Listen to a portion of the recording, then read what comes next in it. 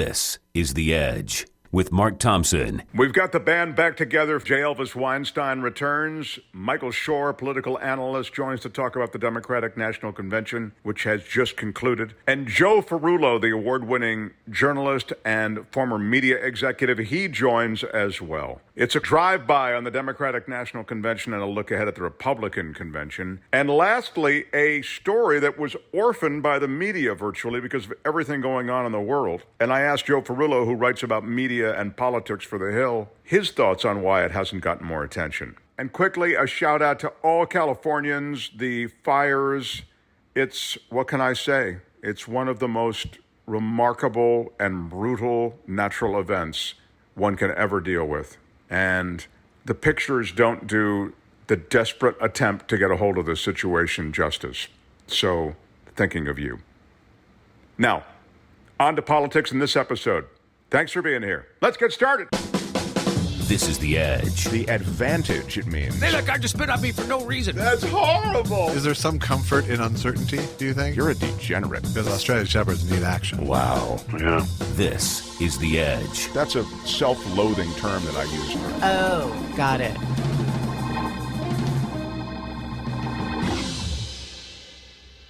Hello?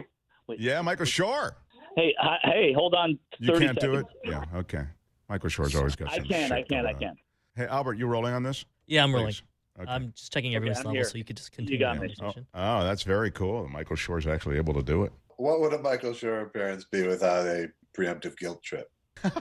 Right, exactly, yeah. Here's what happened. I was asked late yesterday, and I said yes. I got it a half hour ago, so you're ahead of me. How dare you? Albert, make you why feel- are you so late in asking these people? I'm a journalism major. It's just working on deadline. Whoever is producing this thing has no idea what they're doing. Well, Albert's our new big official producer of this show. And since then, he's just kind of a slacker. You know, he's a millennial. Can you hear J. Elvis sufficiently, Albert? I mean, are you happy with his positioning on the mic and all that sort of thing? Yeah, sounds good. Okay. J. Elvis, can you count to 10 for me? I can count to as many as you'd like me to. 10, 9, 8, 7, 6, 5, 4, and so See, on. at 6, So on. 5, it sounded better, though, Albert. Are you turning him up a little bit? Yeah, I'm actually turning you up a little bit. Can you speak closer to your mic, maybe? I can, yeah. That looks better. Can you just count down from 10? 10, 9, 8, That 1. sounded pretty good. Yeah. Does that sound better? Yeah, that works. Yeah. Okay.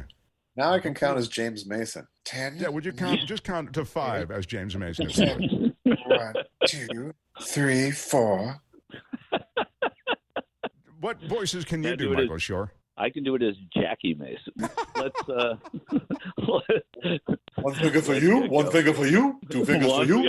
Exactly. 1, 2, 3, 4. You want 4? Fine, you can take 4. Hey, it's really cool to have the band back together. J. Elvis Weinstein, you know him as the original voice of Servo on Mystery Science Theater. He has his own podcast with Andy Kindler called Thought Spiral. And Michael Shure is the political authority on this show and many shows across the spectrum and across many platforms. Welcome, Michael Shure, and welcome, J. Elvis Weinstein. Good to be here. Good to see you, Jay Elvis, or not see you. A pleasure. J. Elvis, I wanted to get Michael Shure on because we got the big Democratic National Convention and the first virtual convention. The appearances already have increased polling for Joe Biden and Kamala Harris, you know. As we're speaking, Kamala Harris accepted the nomination last night, and then tonight it'll be Joe Biden. Isn't that the way it goes down? That's correct. That's the way it works. They were And- both nominated, both accepted. Or Harris has. I'm guessing we're going to hear an acceptance tonight from Biden. The thing with Obama last night, Obama spoke. Look, that's his strength, I think, is oratory. And again, it's not a big convention hall. You now have a more intimate relationship when you're making your speech and his remarks.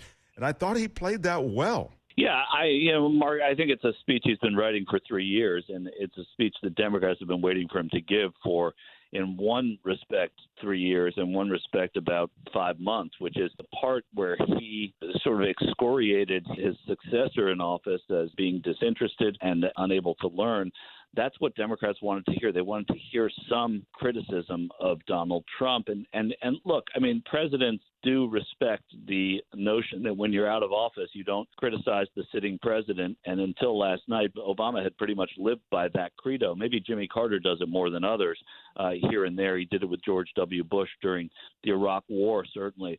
But then you also had a lot of Democrats who were angry with Obama for not being full-throated in his support of Joe Biden over the course of these last months and maybe even year. But that was a decision he made to let Biden go ahead and run, or whether he had somebody else in the race that he liked more, he never let on.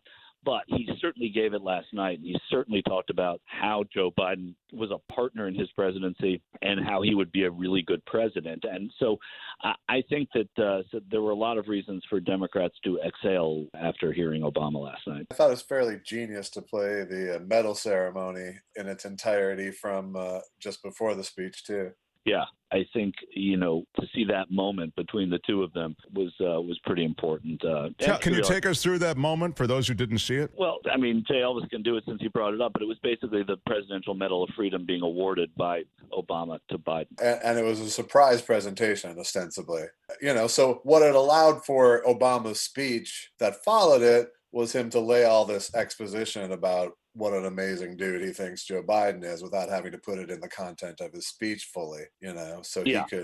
he could do the indelicate word being hatchet man job, and give room for Kamala Harris to get up and tell her story without being hatchet woman, Right. That's true. And, I can't imagine anything tougher than having to give a speech after Barack Obama or Bill Clinton or Ronald Reagan or any of the people who've been great speech makers. To go on after them is a tough thing. And I think, Harris acquitted herself. I don't think it's – first of all, I should come in and say, and you guys may agree with me, I don't think any speeches matter at any convention ever. So I'm the biggest cynic about the importance of these conventions, other than they give a little bit of energy to the parties and really kick off the season of voting and campaigning. And I think it's a little different this year because of obviously what we're all going through. But so I thought going into this convention, the only speech that would matter at all was Bernie Sanders' speech. And it did matter because he was better than he was in 2016 and endorsed Joe Biden in a way that he hadn't done before. And I thought that was great for Biden. He had to have been pleased with it. But I don't think any of it really – we don't think about it in 3 months when we go into the voting booth. It's like, hey, remember that third night in Milwaukee when so-and-so did so-and-so? Well, I mean, I think obviously there's a handful of exceptions. I think Obama became president because of a convention speech. Yeah, I'd agree with that. I mean, I don't think he became president. I certainly think people look back on that, and I think it mattered in terms of his profile. And I guess I should have been more specific that I don't think they impact the election. I mean, Bill Clinton became infamous for a really, really long speech that got him onto The Tonight Show and sort of elevated his national profile. So I think you're right, Jay Elvis. I think that what I meant to say is I don't think any speech means anything for the election itself in which it's in. But so you're right. I would agree with that. And I would say I don't think that any of us could name a memorable vice presidential acceptance Democratic convention speech, or Republican for that matter. Yeah, no, I agree. Maybe Sarah Palin, just because she was such a cartoon. But I think Michael Shore would go even farther. You would say that, I think I've heard you say this, I'm sure you'll correct me if I'm wrong, the vice presidential choice is, when it comes to like propelling the ticket to another level, is generally speaking historically not what it's made out to be. It's not. It doesn't matter, right? The only thing that matters is if you make a mistake.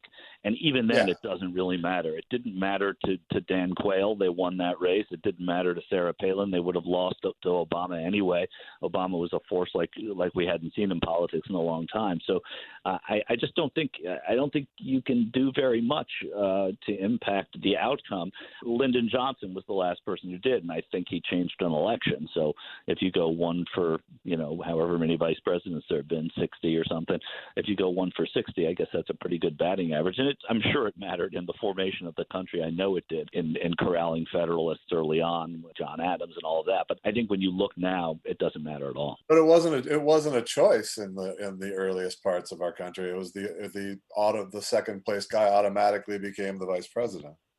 Well, no. There were times when you you would actually put someone on as vice president to appeal to, and there were, to appeal to the other side. So the way that we have run presidential tickets has evolved to and gone backwards as well, to where it was separated out, to where it was an appointment, where you try and appeal to people by appointing someone.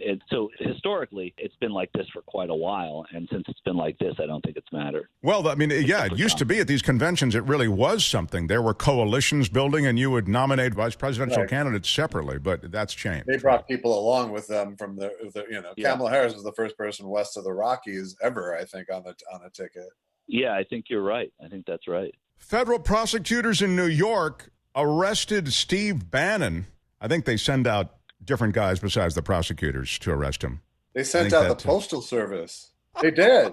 It was Postal Service inspectors who arrested story him. Ever. Did they really? Yes.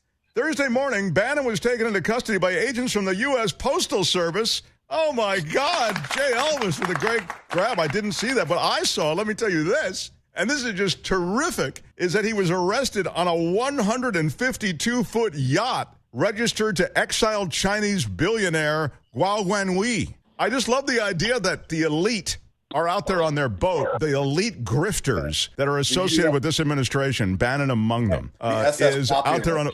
Yeah, the SS Populist, is that what you said? That he's arrested on this huge yacht. Oh, it's perfect. Well, he was arrested getting onto a yacht, but what's amazing is one of his partners in this was Kaflaj is his name. He used some of this money to buy a boat, and not the boat where Bannon was arrested in Connecticut, but a boat that was used in the boat parade in Destin, Florida, the Boaters for Trump parade. That was so this ill-gotten boat was used in a Trump parade, which is amazing. And then Trump, of course, saying he never liked the idea of this PAC that was this GoFundMe, the We Will Build the Wall fund. Yeah, that's what this is. This is money that was dedicated to building the wall. Yeah, my very favorite part of this story is the not feeling bad for the victims of the fraud. Right. Yeah, right. But I mean, there's nothing quite 2020 enough than Steve Bannon getting arrested by the post office. It was wonderful. Now maybe Trump will fire Louis DeJoy finally. I think a national day of Schadenfreude is necessary. Yeah. Federal prosecutors said that donors were repeatedly assured that 100% of the money raised would be used to build the wall. But those claims were false. And then, as you say, his partners, Bannon's partners, allegedly signed off on those assertions, knowing that donors would be encouraged to donate if they believed all the funds were actually going toward wall construction. Some of the donors wrote directly to those partners, Bannon and the rest. They wrote that they did not have a lot of money and were skeptical about online fundraising campaigns, but they were giving what they could because they trusted they would keep their word about how their donations would be spent. That's all in the indictment. Imagine Steve Bannon being the reason you take a leap of faith. This administration is so full of grifters. I just can't imagine handing money over and going, I trust that you're going to use this for the thing that you say. It doesn't matter what it is. No, it's true. Only the best people, Mark. Only the best people. Only the best people. I wonder how many jumpsuits they'll let Bannon wear at once. Mark, I know you get that, but the listeners have to know what a great line that is, because it's I mean, he is a famous layerer. He never wears just one shirt. He's always wearing two shirts minimum. With collars. Both with collars. Both with collars. That's right. It's a look. But to be fair, when you're out on the boat, you got to layer up. It's true. So it's an old school. Not to be confused with lawyer up. Yeah. Come on! Jay Elvis, smoking hot today. That's very good. Not just today, but every day. Come on. All right, well, we have to wrap up. Anything else you want to hit us on, Michael Shure, before we leave? I want to follow up what I was saying about the vice president not mattering. One thing that Kamala Harris could help is if there is anything that matters, she could help in turnout in Senate elections in the South if black women come out to vote in ways that they often do, but younger black women don't as much. Younger voters don't as much. But it's a demographic that could propel Jamie Harrison in South Carolina to perhaps beat Lindsey Graham, that could help in the Georgia races, that could potentially help Doug Jones a little bit. So there are reasons to think that kind of energy could help. But again, still a skeptic. But down ballot, that would be a big help. I was going to play 30 seconds of having to identify the speaker from the convention last night. Let's play it. You buzz in when you've got it. Hey, everybody, it's me, Kamala. Well, that's an easy one. Kamala Harris. I was going to. Wow. Wisconsin Governor Tony Evers. I guess this is going to be a shorter game than I thought it was. And who are working to help us build that more perfect union. Phenomenal women who are working to help us build that more perfect union. It sounds like AOC. Is it? Or is it Ava Longoria? That was Kerry Washington. Oh, yes. Yeah, there you go. Okay. Very nice. This is a great game. Here we can. A black woman, the daughter of Jamaican and Indian immigrants, and our Hillary nominee for... Yeah, Hillary Clinton is exactly right. Okay. Here we go. I don't know how many are left, but I don't think J. Elvis can catch me. I don't know. I got in early with Kamala. That's true.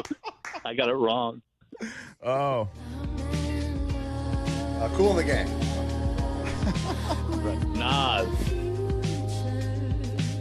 Nas again. I'm going to guess Nas. Oh, Billie Eilish. Billie Eilish. All right. Yeah, okay. All right, guys, we love you. Thank you. Michael Shure, you are massively cool to spend a few minutes with us. I'd like to point your attention to Quick Hits News. It's Quick Hits News on YouTube. Every day, 15 minutes of news from 6 different journalists, all done in 15 minutes, covering each story of each of the 6 big stories of the day from around the world. That was my idea. We used to do the Fast 15 on this show. I thought of that. It was stolen from. And this is their new hoax. No, I don't think it's real. Yeah. It's real. Mark invented the news brief. It's incredible. All right. I mean, I'm just trying to take credit for something. Michael Shure, we love you. Thank you. All right. Well, that was fun.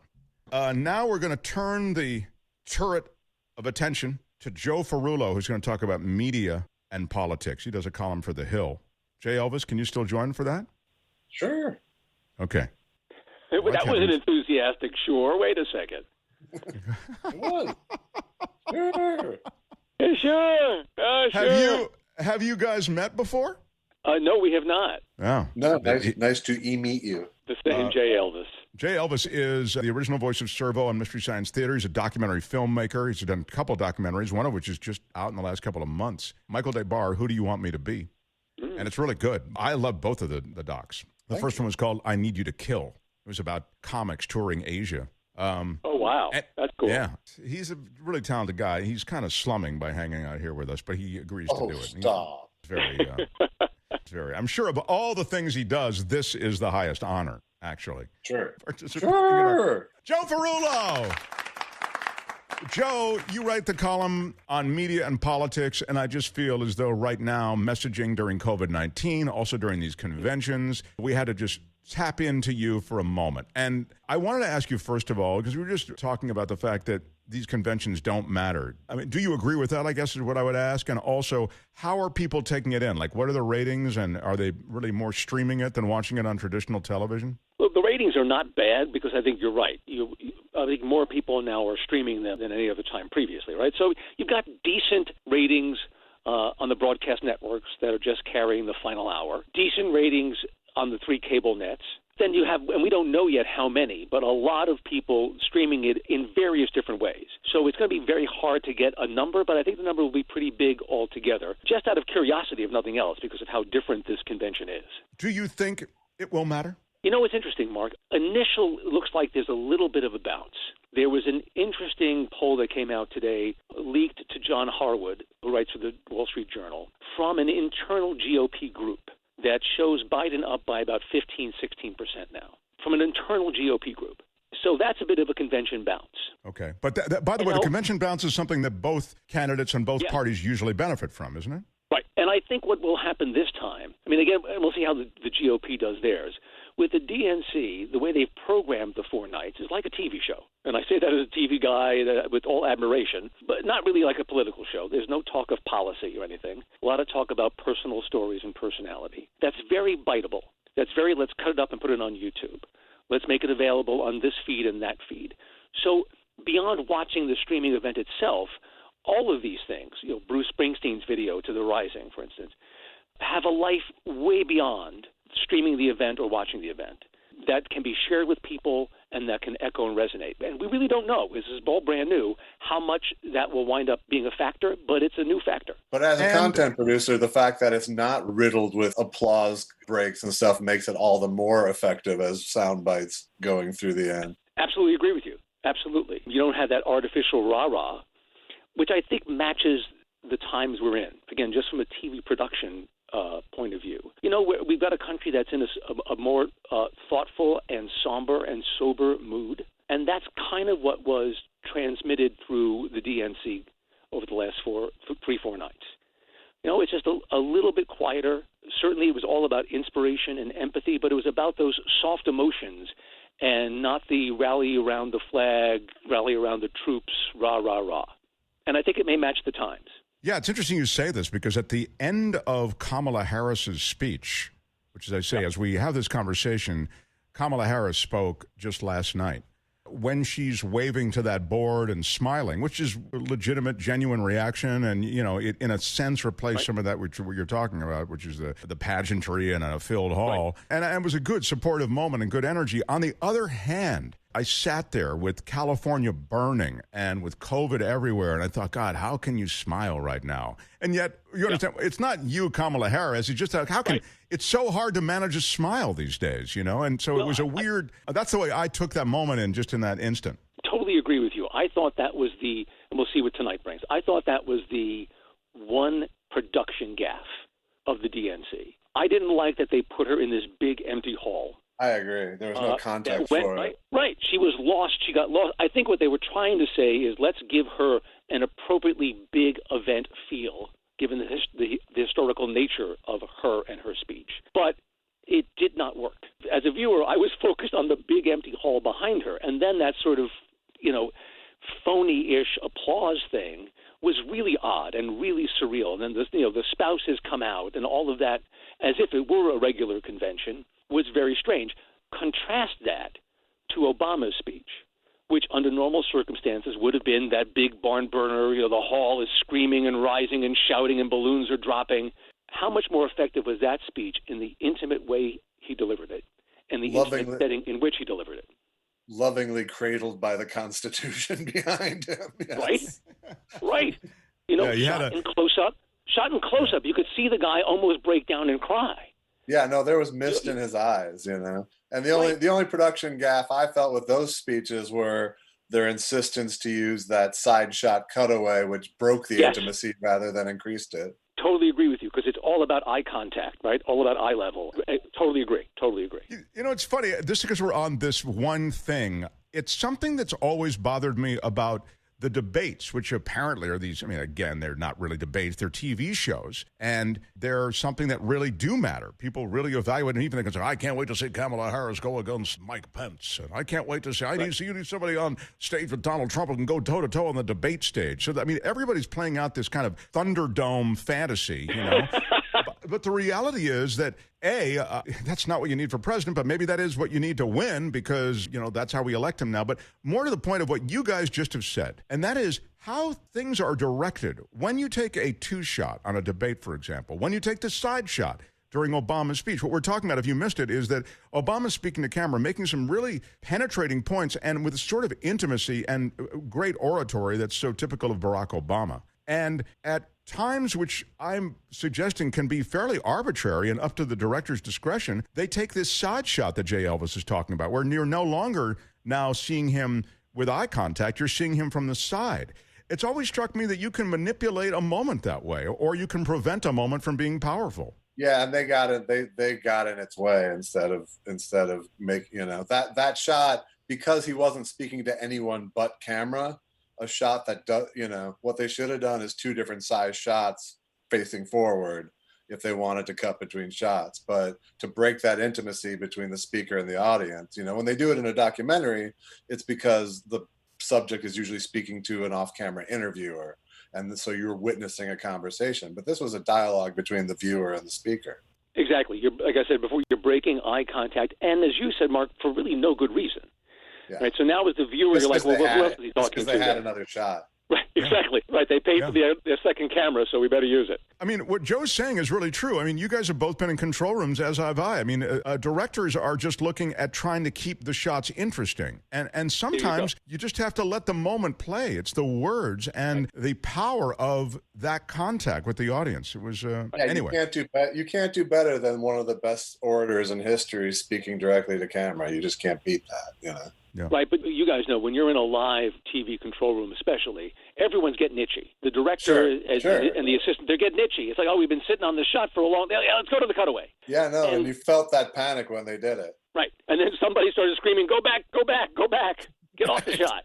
The other, I thought, watershed news story that has received little to no oxygen. Maybe it's crowded out. Look, in California, everything's crowded out by the fires, and everywhere things are crowded out by COVID-19. And then you add to that the DNC, we just talked about it, that crowds it out. But I thought it was watershed, and that is the report on Russia, the bipartisan report, the Republican-led report on Russian interference in the election. The conclusions from it are huge, and there are even salacious parts of it with, like, the president and a woman in Russia and a relationship he had. I mean, if you wanted just juicy stuff, you had in that report, and yet it's not getting media oxygen. Well, I'll tell you a couple of reasons. I totally agree with you, and a couple of reasons. One is it's 1,000 pages, right? So it's this daunting thing for even reporters to start going through and trying to pick out some of these stories. And there are good stories. You're right. The salacious Moscow stuff is fantastic, and I wish we had all day to talk about that. But the other one is, and I've heard a couple of reporter friends of mine talk about this, which is a sense of resignation about this story. It's like, yeah, we can report on it wall to wall, but is it going to change anybody's mind? If you think it was a hoax to begin with, you're still going to think it's a hoax.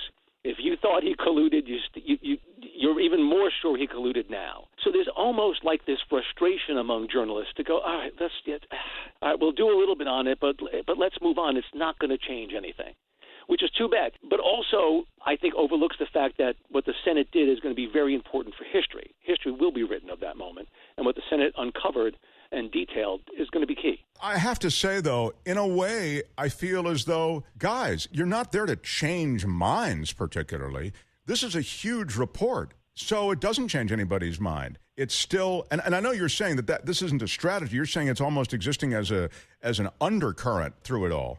But right. That Manafort and this guy who was a Russian, what is he called, like a Russian counterintelligence guy, or what? No, he was a Russian intelligence agent. He wasn't like associated with the Russian intelligence. He was a Russian intelligence agent, Konstantin Kalimnik. Yeah. And he met with Paul Manafort, and Manafort gave him information that right. they had. And the report calls deeply into question testimony by Trump, by his son, and by everyone associated with the campaign in terms of how truthful they were being both with the Senate and with Mueller.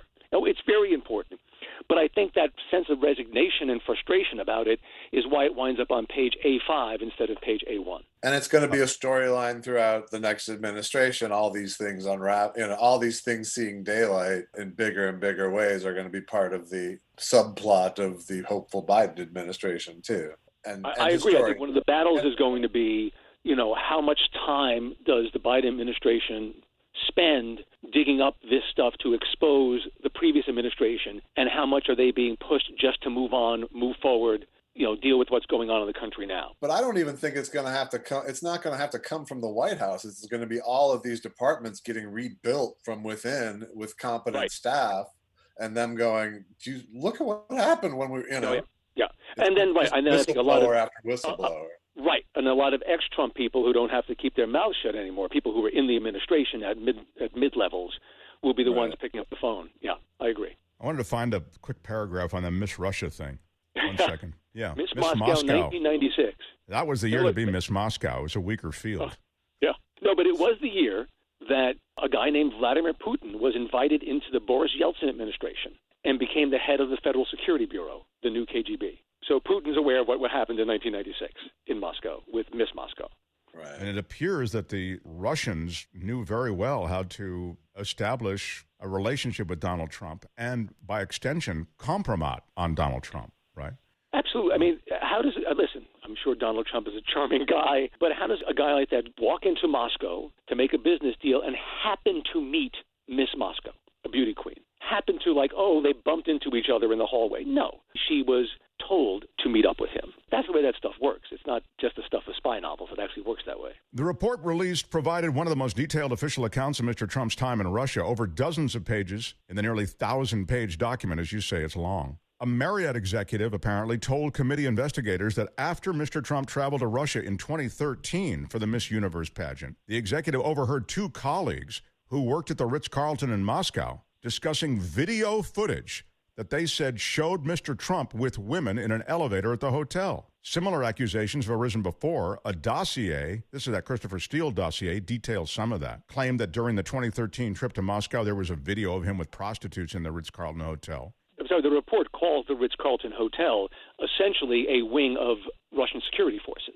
That's exactly right, what Joe's saying. The Ritz-Carlton, the Senate report said, is a high counterintelligence risk environment that has at least, this is a quote, at least one permanent Russian intelligence officer on staff and government surveillance of guests' rooms and the regular presence of a large number of prostitutes, likely with at least the tacit approval of Russian authorities. Yeah.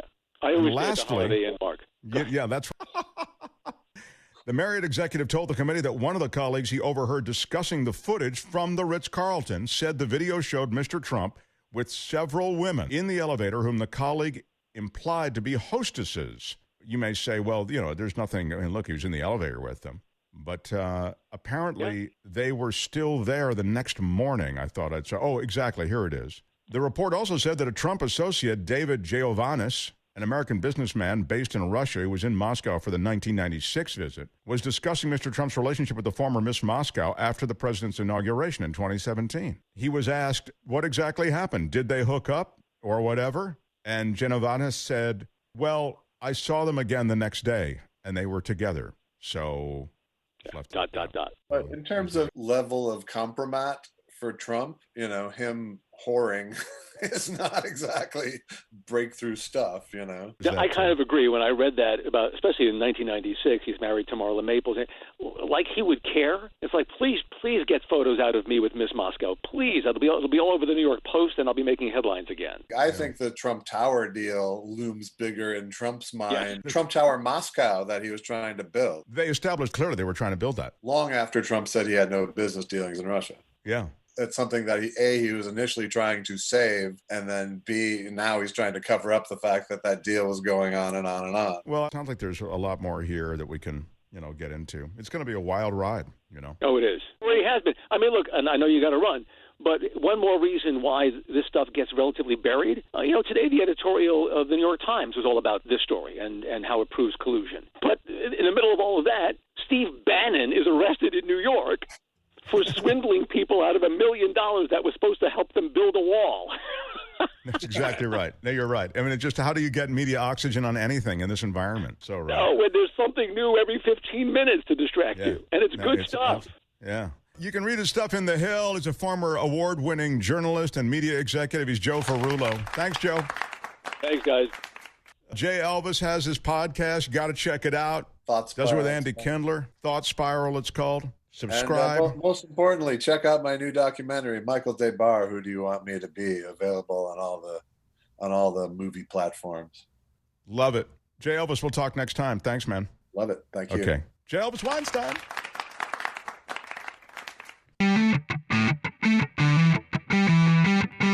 Hope you enjoyed it. It was a quick hit. If you want to reach us, it's edgewithmarkthompson@gmail.com. Until next time. Bye-bye. Oh, okay. Let me just, It's just something. There we go. Yeah.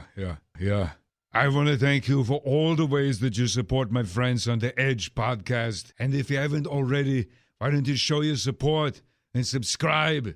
What's the matter with you? Go to Edge Show. Oh, that's Edge dash. What's with the dash? Stupid. All right, I want to thank you for all the ways that you support my friends on the Edge podcast. Show your support and leave something on their website, edge-show.com. Stupid. Why is there a dash? Get more of The Edge on Stitcher and iTunes, or go to our website, edge-show.com.